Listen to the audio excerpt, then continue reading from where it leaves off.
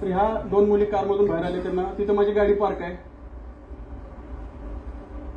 तिथे जे दोन लोक काय ते छळछळ करतात मोपेडवरून, त्यांनी लॉक तोडलं, तो घेऊन गेला गाडी तिथून.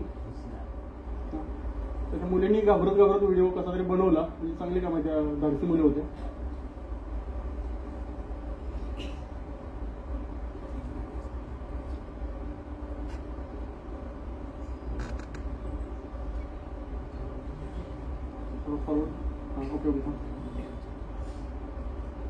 हा वॉलेटन पार्क आहे, पार्कमध्ये असे वॉकिंग ट्रॅक वगैरे आहेत, कार पार्किंग आहे.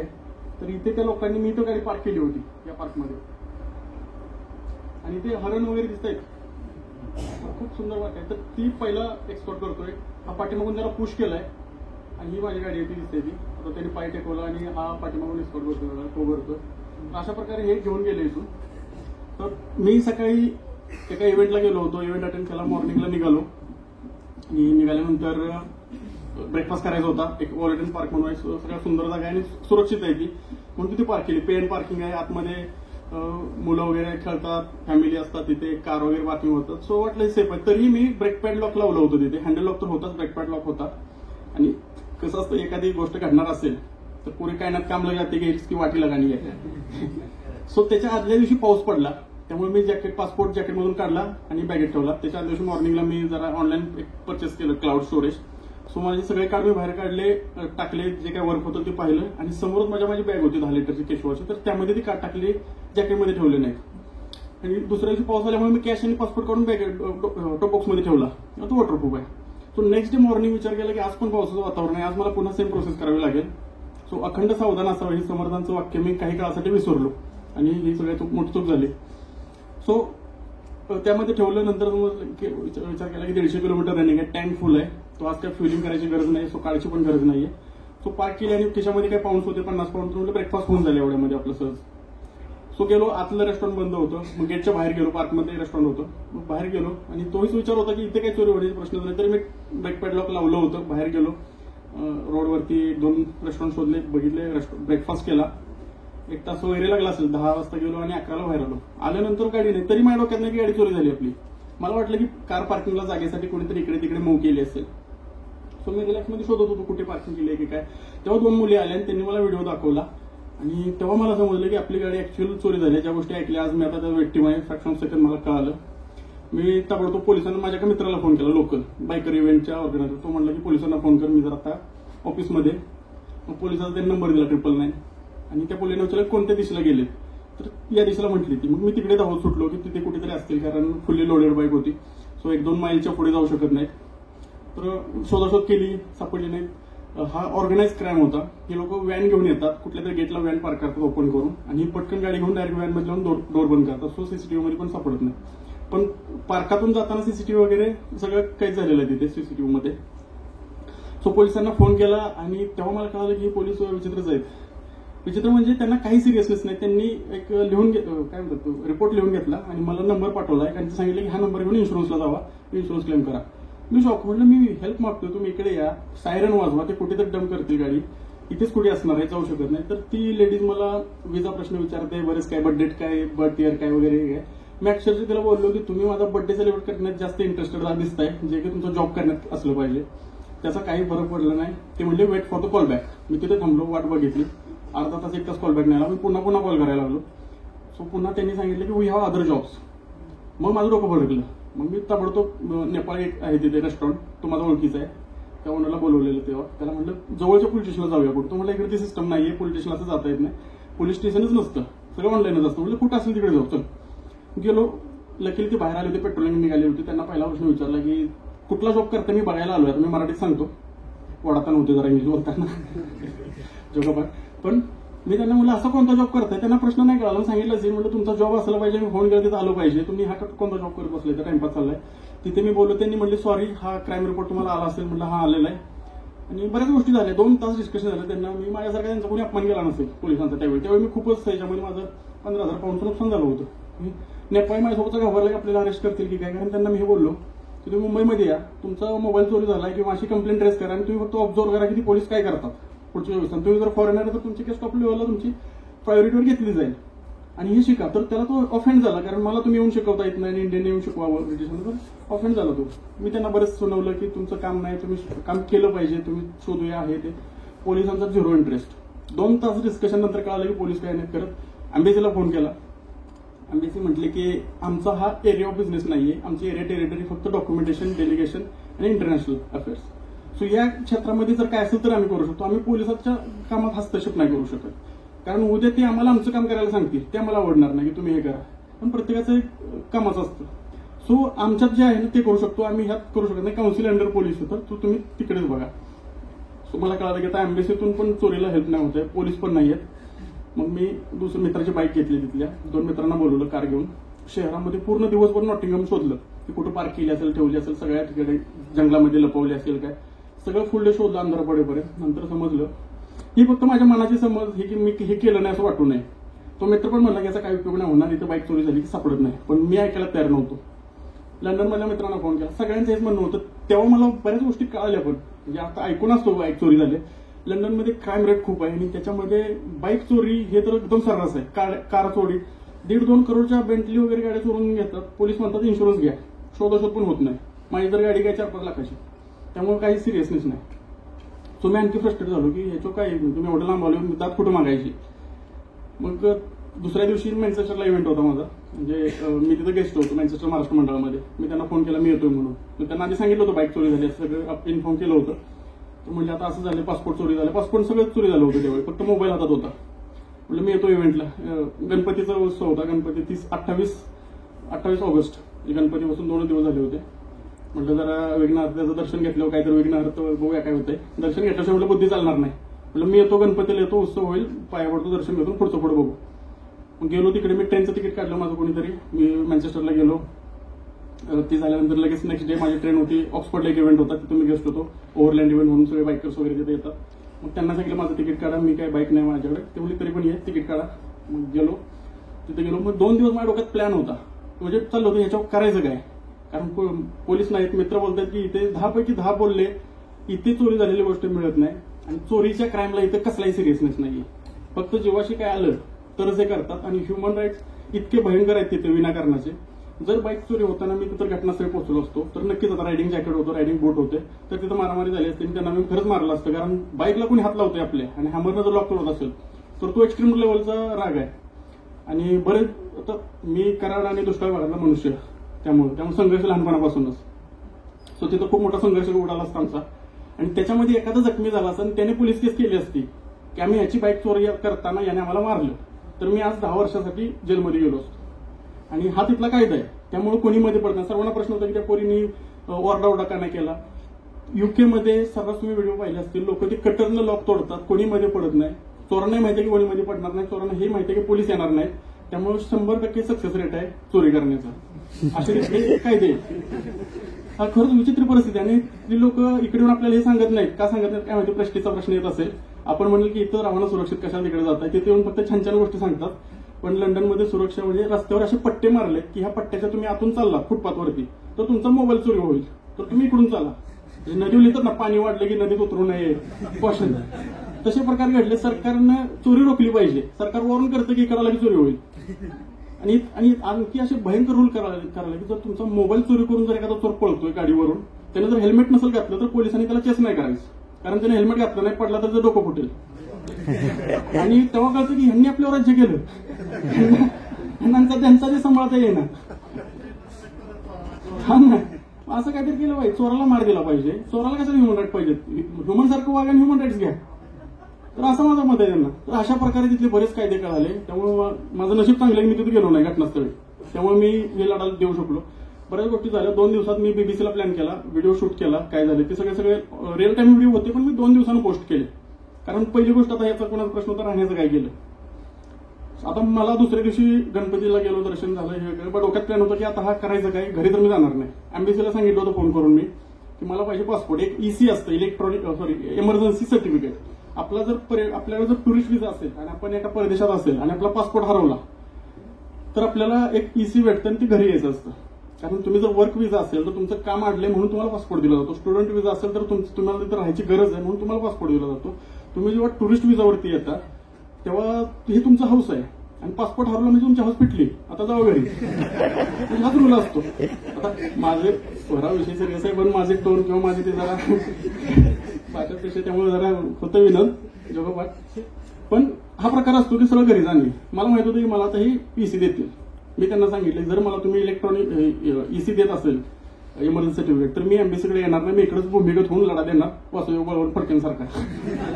मी येणारच नाही म्हटलं. मग मला डिपोर्ट करा, मला शोधा, काही करा, मी माझा निर्णय घेईन. एम्बेसीवाले म्हटले की देतो तुला पासपोर्ट देतो. तोपर्यंत पेरूचे अँबॅसेडर आहेत, सांगलीचेच आहेत ते विश्वास सपकाळ, ते पेरूला. त्यांना फोन केला. त्यांना म्हटलं पासपोर्ट देण्याची व्यवस्था असते का? तुमच्या देशात मी असतो ना असं झालं असतं. म्हणजे ते आता तिकडे अँबॅसेडर आहेत पेरू लिमाला. ते बोलले की अशा एक्सेप्शनल केसमध्ये मी तुला पासपोर्ट दिला असता. म्हटलं मग लंडनवाले पण देतील, त्यांनी पण दिला पाहिजे. मग तुम्ही पण जरा पुश करा, मी पण सांगतो. आणखी एका दोघांना विचारलं, एम्बेसी चांगल्या ओळखीचे असतात. माझी होतीच ओळख, पण इतकं डिस्कस करण्यासारखी नव्हती. त्यांनी मला फेलिसिटेट केलं होतं, त्यांना माझ्याबद्दल माहिती होतं. अजून लोकांना विचारलं, ते पण म्हणले की पासपोर्ट देणं अवघड आहे जरा, आणि ईसी सगळ्यांचं येत होतं की ईसी देईल आणि घरी जाता येईल तुला. म्हटलं मी तर घरी जाणार नाही, मी तो गाडी घेऊनच घरी जाणार, मला माझे लोखंडी कुरार पाहिजे, असा माझा स्टँड होता. सो मग कन्फर्म झालं की मला पासपोर्ट मिळू शकतो. पुन्हा आता राहण्याखाण्याची सोय. माझा एक मित्र गुजरात आहे, त्याचा एक फ्लॅट आहे, त्याचा बरेच बिझनेस आहे. तर कामगारांना त्यांच्या स्टाफला कधी कधी अडचण आली तर एक राहण्याची सोय असावी म्हणून त्याचा एक फ्लॅट आहे. मी विचारलं की फ्लॅटवर आता कोण आहे? म्हणलं कोणी नाही. म्हटलं मला राहायचं आहे आणि अनलिमिटेड काळासाठी, कधी जाणार आहे काय माहित नाही. तो म्हटलं झालंय काय? म्हणजे ते नंतर सांगतो, मला फक्त अवेलेबिलिटी किती दिवस राहू शकतो. म्हटलं तुला राहायचं तेवढं राहा, आहे सोय, एक बेडरूम खाली. म्हटलं ठीक आहे डन. आणि राहण्याची त्या माणसाचे 2-4 रेस्टॉरंट्स पण आहेत. तो म्हटलं खाण्यापिण्याची सोय होईल. सो पहिलं मी माझ्या लढाईसाठी, ही लढाई म्हणू शकतो मी, याच्यासाठी पहिलं बॅकग्राऊंड तयार केलं, पासपोर्ट. कारण ते लिगल राहिलं पाहिजे, मला लिगली मला राहता आलं पाहिजे. कारण मी उद्या मीडियामध्ये जाणार, बोलणार काहीतरी, मला पकडलं कोणी जर तुझं पासपोर्ट दाखवईल तर मला डिपोर्ट करतील आणि पुन्हा माझ्यावरती सगळं होईल. सो पहिली राहण्याखाण्याची सोय, आणि अशा ठिकाणी सोय केली की तिथं पोलीस पोहोचणार नाहीत, तर चोर पोहोचणार नाहीत. जर उद्या मॅटर वाढलाच तर माझी जागा सुरक्षित असावी. सो ही सगळं 2 दिवसात प्लॅन केला. मँचेस्टरला गेलो, ऑक्सफोर्डला गेलो, मग लंडनला आलो. मंडेला, सॅटर्डे संडे ह्या सगळ्या अरेंजमेंट लावली. आणि त्यासाठी बीबीसीला मी बरेच मेल टाकले. आता म्हटलं की मीडियाचा सगळ्यांचा बाप कोण आहे? बीबीसी. आता जसं इथं टाइम्स ऑफ इंडियाचं बातमी आली की जरा इम्पॅक्ट असतो, म्हटलं बीबीसीला गेलो पाहिजे. बीबीसीला मेल टाकले आणि तिथल्या मित्रांना सांगितलं मी की हा ड्राफ्ट, हा ईमेल आयडी, यांना 4-5 मेल टाका, ह्यांचं हे इंस्टाग्राम किंवा हा लिंक्डइन, कुठे ना कुठेतरी त्यांनी बघितलं पाहिजे आणि उद्या आपल्याला रिप्लाय, कुणाच्या तरी मेलला रिप्लाय आला पाहिजे. सो लकीली एकाच्या मेलला रिप्लाय आला, त्यांनी माझा नंबर दिला, मला फोन आला आणि मग झालं. म्हणलं इंटरव्ह्यू शेड्यूल केला की काय प्रकार आहे. आता तर पुन्हा हेच की बाईक चोरी होणे म्हणजे एकदम ऑर्डिनरी. जसं मी म्हटलं पंजाबमध्ये दाढी दुकान टाकण्यासारखं आहे. तिथं तुम्ही चोरीचा केस म्हणता म्हणजे त्याला काहीच किंमत नाही. अशामध्ये त्याला आपल्याला वेटेज क्रिएट करायचं होतं मला की ही केस ऑर्डिनरी नाहीये. आणि मी ती पटवून देऊ शकलो. बीबीसीला सांगितलं की मी त्यांना पहिलाच प्रश्न केला मी, म्हणजे सांगितलं इंटरव्ह्यूमध्ये की तुम्ही मुंबईमधले ब्रिटिश एम्बेसी चेक करा, त्यांची ट्रॅव्हल ऍडवायझर आहे की if you are a British citizen and travelling in to the India, Pakistan, Bangladesh, China, Russia, त्यांनी अशा 50 कंट्रीची नावं टाकली की इथून जात असेल तर तुम्ही सुरक्षेची काळजी घ्या, कारण ह्या कंट्री सेफ नाहीये. त्यामध्ये इंडियाचं पण नाव आहे. तर म्हटलं हे जे तुम्ही टाकताय त्या सगळ्या कंट्रीतून ट्रॅव्हल करून आलोय, पण मला कोणी सांगितलं नाही की ही कंट्री अशी तुमची अनसेफ आहे. मला कोणीतरी सांगायला पाहिजे होतं या कंट्रीमध्ये हा प्रकार सुरू आहे. हे मी बीबीसीला सांगितलं, त्यांनाही पटलं असेल किंवा बऱ्याच मी फॅक्ट दिल्या आणि सांगितलं की मुंबईमध्ये जर असतो, माझी एक गाडी, I have another bike parking the 10,000 mile away from me and never worry for a single second last 4 months because there is Mumbai police. हे त्यांना खूप लागलं. Here I cannot leave my bike 10 minutes away, that's your credibility. असं म्हटल्यानंतर त्यांचा इव्हॉर्ड झाला आणि सगळा इंटरव्ह्यू झाला. नंतर त्यांना म्हटलं मी अशा देशातून आलोय, डेमोक्रेटिक कंट्री आहे, मी पंतप्रधानांनाही क्रिटिसाइज करू शकतो, पोलिसांनी करू शकतो, अशा कंट्रीतून आलोय. तुमच्या देशाचा आणि तुमच्या सिस्टमचा मला माहित नाही. तुम्हाला जर हा हॅर्श इंटरव्ह्यू पटला नसला तर शुगर कोटेड आणि स्क्रिप्टेड देतो, तुम्ही मला सांगा, आपण री रेकॉर्ड करू. हा री रेकॉर्ड झाला होता, सॉरी हा रेकॉर्डिंग वरती होता. मी त्यांना सांगितलं की तुम्हाला असं वाटलं तर तुम्ही आपण री रेकॉर्ड करू. आता बीबीसी वाल्यांचं पुन्हा गो वरती आलं की उद्या जर ह्यांनी सांगितलं की मी वेगळा दिला होता आणि यांच्याकडे गट्स नाहीत की सत्य परिस्थिती मांडायची, सो पुन्हा ती म्हटले की डोंट वरी, असं काही नाही, आम्ही पण तसेच आहोत. म्हटलं दाखवा. मग दुसऱ्या दिवशी हे सर्व मुद्दे मांडले गेले आणि सगळ्या मीडियाचं अट्रॅक्शन त्याच्याकडे आलं, कारण हे सगळे मुद्दे व्हॅलिड होते. मुंबई पोलिसांचं नाव घेतलं होतं, माझी गाडी 10,000 किलोमीटर दूर असून सुद्धा मला टेन्शन नव्हतं. तुमची इकडे अशी सिस्टम आहे, मी वर्ल्ड टूर करायला आलो इकडे आणि 17 कंट्रीमध्ये ज्यांना तुम्ही सांगितलं की ही टेररिस्ट कंट्री, ही चोर कंट्री, त्या कंट्रीतून ट्रॅव्हल केलंय. तिकडे काही झालं नाही, पण मला कोणीच सांगितलं नाही की लंडनचा असा प्रकार आहे. आणि मी वारंवार म्हणत होतो की I am in the great Britain. आणि ग्रेटवर जोर देतो. I am in the great Britain, this is the United Kingdom, this is the greatest country, this is the Scotland. I heard lot of things about Scotland and UK police and everything. So पुन्हा पोलिसांच्या इगोवरती आलं आणि मी प्रत्येक वेळेस म्हणतो की I am in the great Britain, you should do it, it's very easy because I am in the great Britain, this is the great country. So मला मीडियाचं एवढं अटेन्शन हेच भेटलं तिथं मी स्काय टीव्हीला प्राईम टाइमला होतो 8:45 ते 9:45 पर्यंत स्काय टीव्हीचा इंटरव्ह्यू इंस्टाग्रामवर टाकला होता. तिथं मी चॅनलवरती त्यांना म्हटलेलं आहे की हे तुमचे सगळे ग्रेट पोलीस आहेत, सगळे ग्रेट सिस्टम आहे, तुम्ही वापरा माझी गाडी, there is no plan B. So हा माझा याचा प्लॅन होता. पहिल्या दिवशी पोलिसांना शिवाय दिल्या, पण नंतर कळालं की ही ब्लेम गेम करून काय उपयोग होत नाही, आपल्याला काहीतरी डोक्यानंच केलं पाहिजे आणि ह्यातून आउटरीच करायचं आहे, पोलिसांचं प्रेशर टाकायचं तर मीडियाच पाहिजे. सो जेव्हापासून मी मंडेला कोणाला नाव दिलं नाही, कोणाला शिवाय दिलं नाही, कोणाला काय बोललो नाही, तुम्ही सगळे बेस्ट आहात, ग्रेट आहात वगैरे, तुम्ही आपली माझी गाडी द्या, मी जातो माझ्या मार्गाला, हा माझा स्टँड होता. आणि मला एक्सपोज करणं खूप सोपं गेलं असतं त्यांना, मी चूक झाली असती तर. 4 दिवस बीबीसीला खूप मजा आली कारण टीआरपी होता, खूप व्ह्यूज होते. नंतर इतक्या कमेंट वाईट झाल्या की इव्हन आपले शशी थरूर पण म्हणले की ब्रिटिश म्युझियम मध्ये असेल किंवा ब्रिटिश म्युझियम मधून हे ट्रेनिंग दिलं जातं चोरीचं. सो आता हा एमपीआयकडे, सो हा इम्पॅक्ट एवढा जोरात झाला होता त्याचा ह्या गोष्टीचा की पुन्हाही अंगलटी आलं त्यांच्याच, कारण आपल्याच कंट्रीला सगळे कमेंट्समध्ये नावं ठेवतात, सगळीकडे हेच आहे की युके क्राईम रेट वगैरे ह्या गोष्टीबद्दल. सो पुन्हा बीबीसी पॉझिटिव्ह न्यूज शोधायला लागली. म्हणजे कोणी तर मला बाईक ऑफर केली, आता ते इव्हान मॅग्रो म्हणून हॉलिवूड ऍक्टर आहे, तर त्यांनी मला बाईक, ती न्यूज तुम्ही पाहिली असेल, त्यांच्याशी माझं डिस्कशन झालं होतं. त्यांनी मला 1 वर्षासाठी लेंड करत होते बाईक आणि मी भारतात घेऊन आल्यानंतर त्यांच्या इथल्या शोला मला त्यांना ती द्यायची होती, असं त्यांची ऑफर होती. मी ती नाकारली की मला हे उद्योग करायचे नाहीये, मला कम्प्लीट ओनरशिप असेल तर द्या, नाहीतर मी विकत घेईन, तुम्ही घरी जाईन, मला असली नवीन लपडी करायची नाही. सो तरी पण बीबीसीने त्यांची न्यूज केली की अशाची बाईक देणार आहे, कारण त्यांना पॉझिटिव्ह टाकायचं होतं. नंतर एकाला अरेस्ट केला तो दुसऱ्या केसमध्ये, आणि पोलीस काय म्हटले होते यांना की कदाचित योगेशच्या बाईकचे धागेदोरे आपल्याला इथून मिळतील. ते एवढ्या एका वाक्यावरती बीबीसीने न्यूज चालवली की 1 अरेस्ट, 18 years 1 अरेस्ट, कारण त्यांना हा डॅमेज कंट्रोल करायचा होता. म्हणजे हा विषय इतका वरच्या लेवलला गेला होता की बीबीसी सगळे पॉलिटिक्स करत होते या बाबतीत.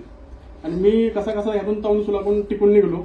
माझं कुठलंही स्टेटमेंट कॉन्ट्राडिक्ट नव्हतं, सगळं परफेक्ट होतं, सगळ्यांना एकच वाक्य, कुठलाही प्रश्न असो.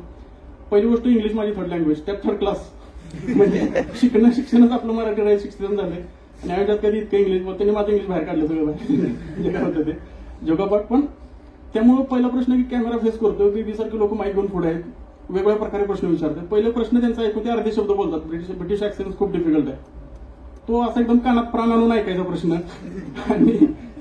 आणि लगेच फ्रॅक्शन ऑफ सेकंड त्यांना उत्तर पण असं सार्केस्टिक द्यायचं. आता ती ट्रॅव्हल म्हणा, वाचनामुळे म्हणा किंवा काहीतरी सारख्याचा माल आहे, तर त्यामुळे मी व्यवस्थित उत्तरं दिली. मीडियामुळे खूप झालं, पोलिसांचा प्रेशर आला, पोलीस कामाला लागले, पोलीस मला मेल करून मला रिपोर्टिंग करायला लागले. आणि मग एका वेळी काय गेले, एका याच्यामध्ये त्यांनी रिस्पॉन्ड दिला नव्हता. मग मी पुन्हा 2-4 बीबीसीचे जे माझ्याकडे कॉन्टॅक्ट होते त्यांचे ईमेल आयडी सीसी मध्ये टाकले आणि मग पुन्हा मेल करायला सुरुवात केली. म्हटलं जर तुम्ही जर काय उलट सुलट केलं तर न्यूज करायची लगेच, याच्या तुम्हाला न्यूजची हाऊसच आहे तर मग न्यूजच करूया. पुन्हा असे बरेच पॉलिटिक्स झाले. पुन्हा मला बरेच लोकांचे SMS यायला लागले असे, म्हणजे तेच त्यांचं सगळं प्लॅन्टेड होतं बऱ्याच गोष्टी या की आम्ही तुला दुसरी गाडी देतो. एक जर म्हटलं की 1290 देतो, KTM 1290 देतो. म्हटलं thank you very much, I really appreciate your support and gesture या सगळं. तर तो मी म्हणतो पण मी ऑलरेडी ऑफर ऍक्सेप्ट करतोय, माझं त्यांच्याशी डिस्कशन सुरू आहे. तर त्यांचं काय म्हणणं होतं की माझ्याकडे लेटेस्ट आहे 25 मॉडेल वगैरे काय. आता मला लगेच कळालं, मी मगाशी म्हटलं 12 देशाला पाणी पाजलेला माणूस आहे, त्यांचं राजकारण लगेच कळालं. त्यांना म्हटलं मी खूप छान गाडी आहे, चोरी व्हायच्या आधी फिरून मजा करून घ्या, तुम्ही फिरायला जावा, ती गाडी घेऊन घरात पार्क करू नका. प्रत्येकालाच उत्तर, गाडी घ्या, एन्जॉय करा, चोरी होण्याच्या आधी एन्जॉय करून फिरून घ्या, मला काही देऊ नका, मला इंटरेस्ट नाही आहे, ऑलरेडी आहे. हे कशासाठी, जर मी कोणाची ऑफर ऍक्सेप्ट केली असती तर पुन्हा स्क्रीनशॉट व्हायरल करून की ह्याचा उद्देश असा आहे की म्हणजे तिकडे चांगलं दिसेल तिकडे पळणे, हा ह्याच्याच फॉर्मवर नाहीये काय, असे मला वेगळे आले ना. मला माहिती आहे बाईक चोरी करणं सोपं आहे, बाईक देणं डिफिकल्ट आहे. हे जे लोक म्हणतात ते काही खरंच देणार नाही, त्यांना फक्त प्लॅन करायचंय किंवा काहीतरी ट्रॅप लावायचंय, असे 3-4 मेसेज सगळ्यांनीच उत्तर दिलं. हे चोरट्यांचा देश आहे, चोरी होण्याच्या आधी एन्जॉय करून घ्या तुमची बाईक आणि तुम्हीच एन्जॉय करा, मला काही देऊ नका, मला इंटरेस्ट नाही तुमच्या ऑफरमध्ये. मला पॉलिटिक्स करायला लागलं हे.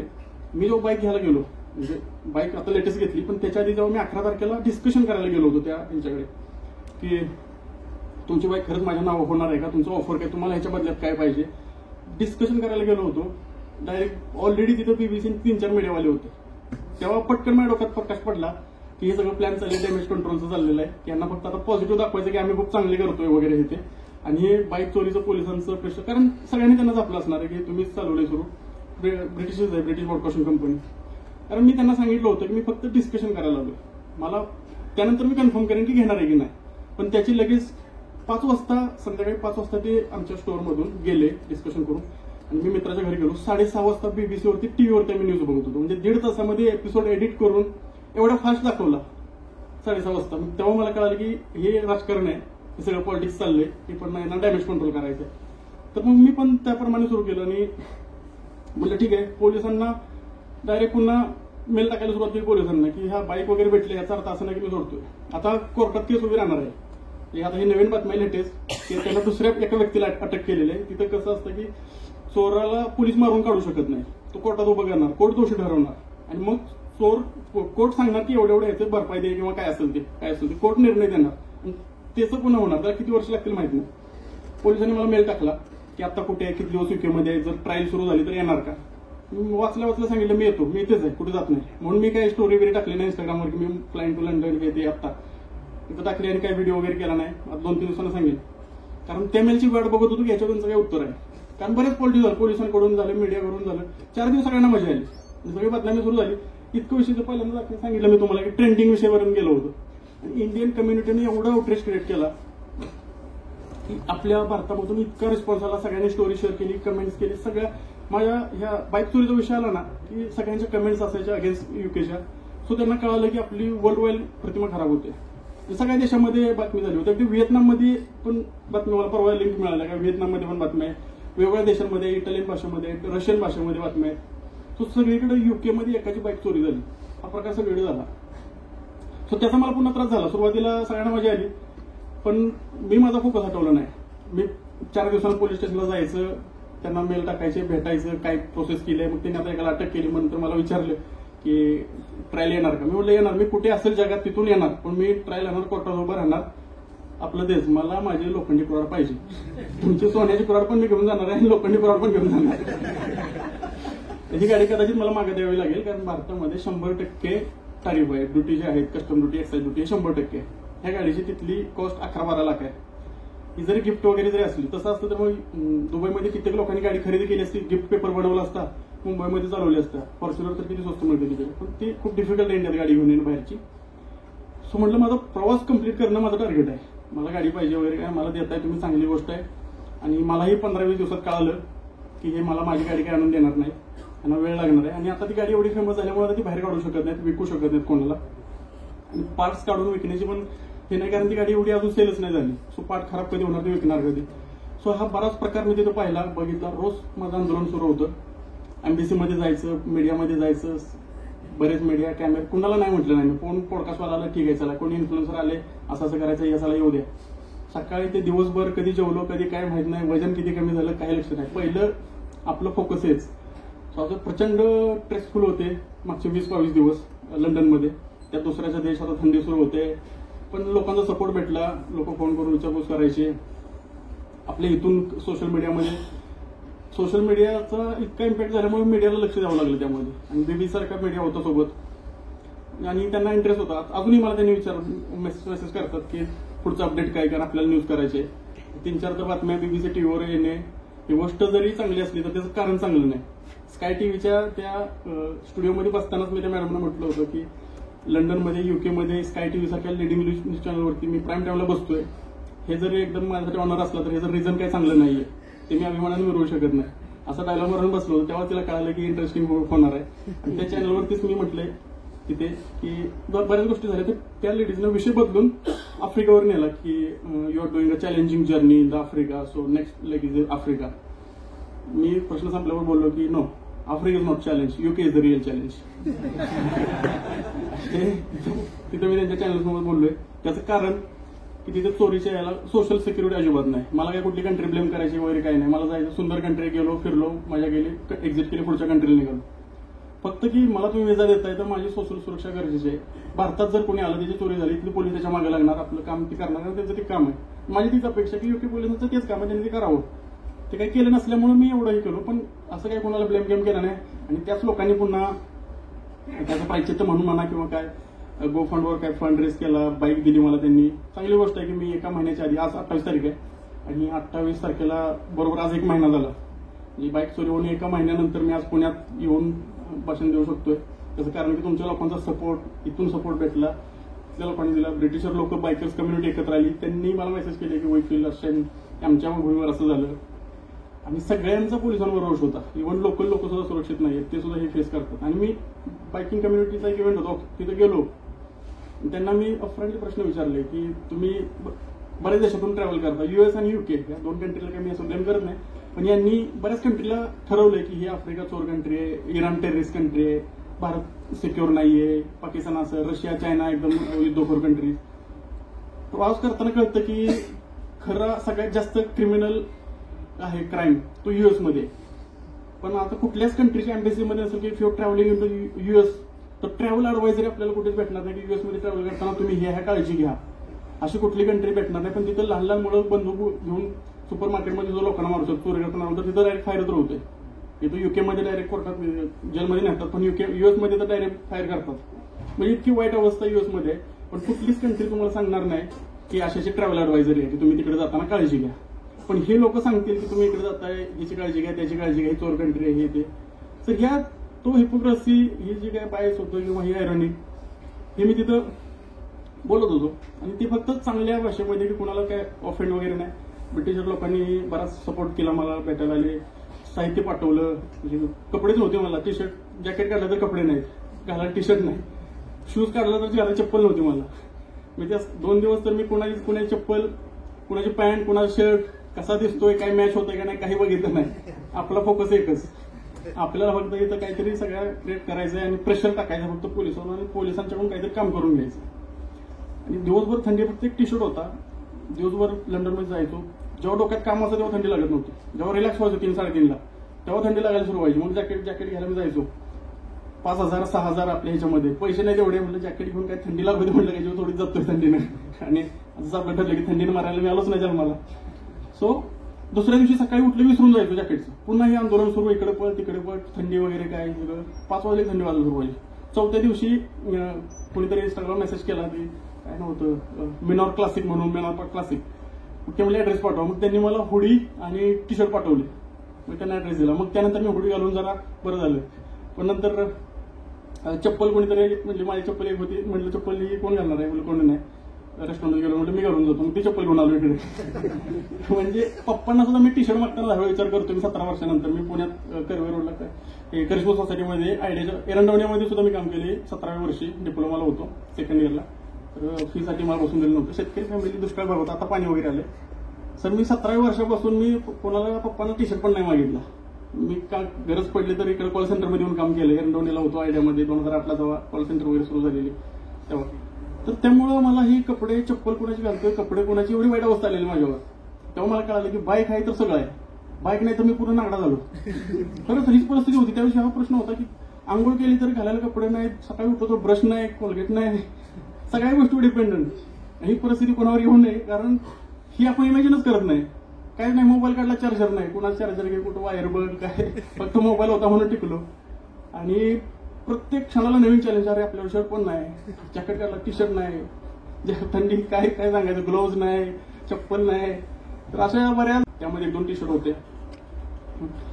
तर मग ते नंतर मिळाले, ते कोणती बॅग पाठवून दिली, अशा बऱ्याच गोष्टी झाल्या. फायनली मग त्यांनी बाईक दिली, घेतली. म्हटलं जास्त ताणण्यात अर्थ नाहीये, हे तर काय पोलिस शोधतीलच, आपला प्रवास राहायला पाहिजे, कारण जेवढे दिवस वाढतील खर्च वाढतोय, विंटर येतोय, कारण विंटरमधून पुन्हा बाहेर येणं अवघड जातंय. पासपोर्ट एम्बेसीने दिला, तो नवीन पासपोर्ट आहे. माझे जुने विजा आता कॅन्सल झाले, कारण तो पासपोर्ट कॅन्सल झाला की त्या पासपोर्टवरती पासपोर्ट नंबरचे विजा असतात, तो कॅन्सल होतात. किंवा तो आपल्याला नवीनवरती घ्यायचा असेल तर ती सेम प्रोसेस असते, नवीन विजा अप्लायची. सो म्हटलं नवीनच विजा अप्लाय करावा, ड्युरेशन आणि व्हॅलिडिटी पण वाढेल. सो आता मी त्यासाठी आलोय. क्रेडिट कार्ड, डेबिट कार्ड सगळे ब्लॉक केले. युकेचा आणखी एक असा गचाव रूल आहे, आपण टॅप आणि पे असतं, टॅप केलं की आपल्याला वायफाय असेल तर पासपोर्टची गरज नाही जगभरामध्ये कुठेही. तर ती बंद ठेवलं, कारण माझं कार्ड चोरी झालं तर कुणी टॅप करू शकतो. पण युकेमध्ये स्वॅप केलं तरी सुद्धा तुम्हाला पासवर्डची गरज नाही. आणि एकमेव कंट्री मला आजपर्यंत पाहिली की स्वॅपसाठी सुद्धा आपल्याला सगळीकडे स्वॅप केलं की आपण पिन टाकतो, तुम्हाला 3 इंटरनॅशनल कार्ड होते. बाकी काय Indian debit card, credit card तर कुठेही चालतात. सो तिथे स्वॅप केलं की डायरेक्ट ट्रान्झॅक्शन. तिथे पासवर्ड, युकेमध्ये सिस्टम नाही पासवर्ड विचारायची. ती इतकी मला फायनान्शियली पण मला सिक्युअर त्यामुळेच नाही वाटली. सो माझे कार्ड ब्लॉक झाले, गेले होते ना चोरीला. ते पहिले घेऊन मला कळलं कुठला ऍप ओपन करायचं, कुठले कार्ड ब्लॉक करायचे. कार्ड होते, क्रेडिट कार्ड होते, debit card, international card, block केले फटाफट. ते एवढे पॅनिक सिच्युएशन मध्ये सगळ्यात पहिलं ते गोष्ट होतं, कारण काल जर कोणी मारा फायनान्शियल लॉस आपल्याला सर्वात मोठा असतो.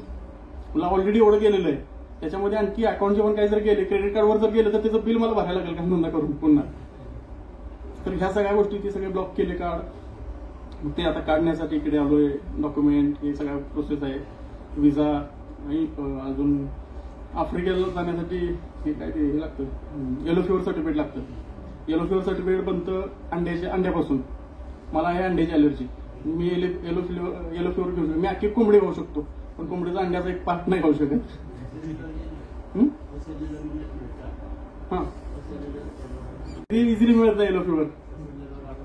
हा, आता मला जवळ मुंबई येतात तिथे करेन, ते आठवड्यातून एकदा दिलं जातं. त्यात पण ते बॉटल फोडली की 5 लोक लागतात. मग 5 लोक असतील तरच ते करतात, त्या दिवशी जर 4 लोक असतील तर 4घांनी व्हॅक्सिन मिळत नाही प्रायव्हेटमध्ये. मुंबईमध्ये मी मागच्या वेळी जो आरंडी केला तो प्रकार होता, कारण त्याचं सगळं WHO कडून रेकॉर्ड राहतं. ओके, मग तिथे मुंबईचे आहेत का काही सोय?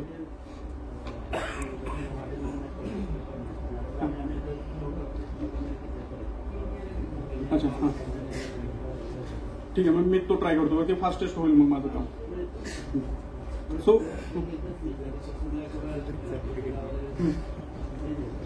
ओके, हे बघतो ते एक चॅलेंजिंग टास्क आहे. म्हणजे अंड्याची 10,000 एकाला अंड्याची अलर्जी असते, आणि लाखामध्ये एक अंड्याची अलर्जी असणारा माणूस आफ्रिकेला जातो.